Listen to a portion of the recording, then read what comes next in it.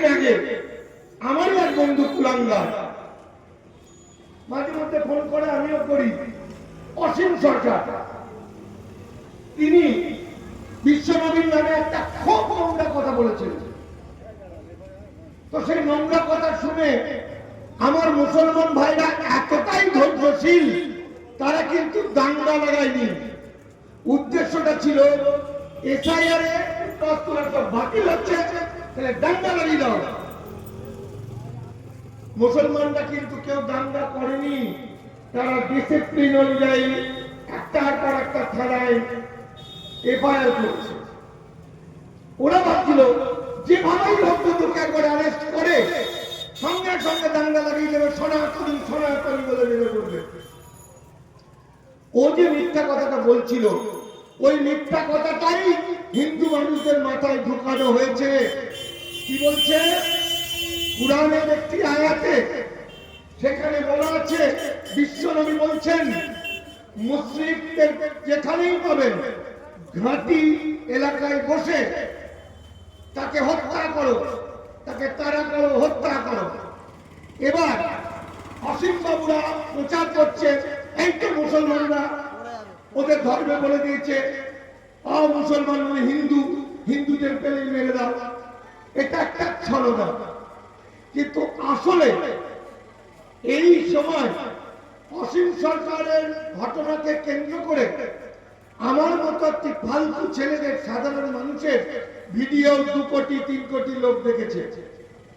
আমি তখন সেই আয়াতের ব্যাখ্যা দিয়ে বলেছিলাম, গোটা আয়াতের আগের লাইন এবং পরের লাইন যদি পড়া যায় তাহলে দেখা যাবে আমার হিন্দুদের মনুস্মৃতি, আমার হিন্দুদের অর্থশাস্ত্র, আমার হিন্দুদের গীতা, এমনকি পৃথিবীর কোন ধর্ম নেই, কোন যে ধর্মে যে কথা ইসলাম বলে গেছেন, কুরআন শরীফে আল্লাহ বলেছেন। কি বলেছেন? বলছেন আসলে ঘটনাটা ছিল, ধরুন পাকিস্তানের সঙ্গে ভারতের যুদ্ধ হচ্ছে, তো যুদ্ধ বিরতি হলো। পাকিস্তান কি করলো? বিরতি না মেনে পাকিস্তান বাংলা কাশ্মীরে ঢুকে গুলি করে মেরে দিল। তাহলে ভারতের মিলিটারি বাহিনী কি বলবেন, কমান্ডার কি বলবেন? তাহলে পাকিস্তানি লোক দেখলে মেরে ফেলো, এটাই তন্ত্র।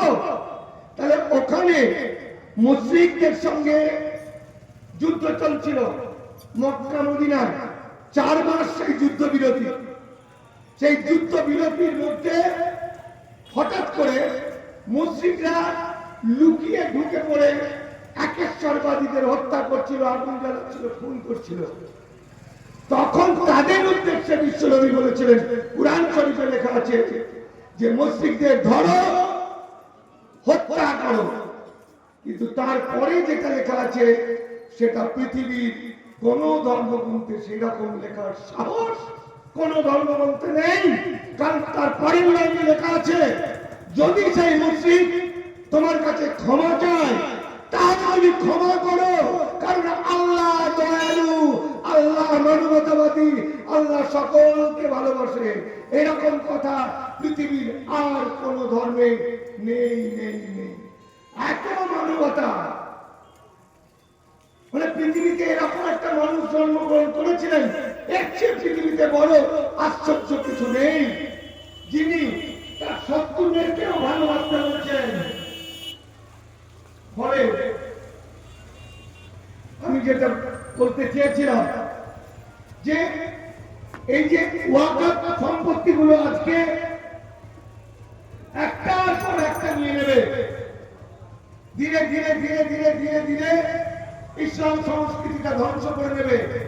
ওই জন্য আমি বলছি, একদা যে আরব দুনিয়া থেকে নদী পথে একদম জাহাজে চেপে ব্যবসাদাররা আসতেন, তাদের সঙ্গে যে মৌলবীরা আসতেন, ইসলাম ধর্মাবলম্বী একেশ্বরবাদীরা, সেই সাধু সন্তরা, তাদের যুগ শেষ।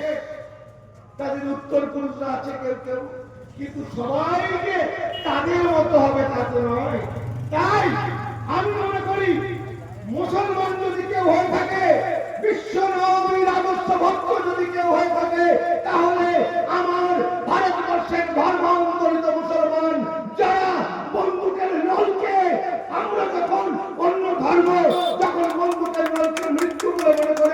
এরা মনে করে জান্নাত।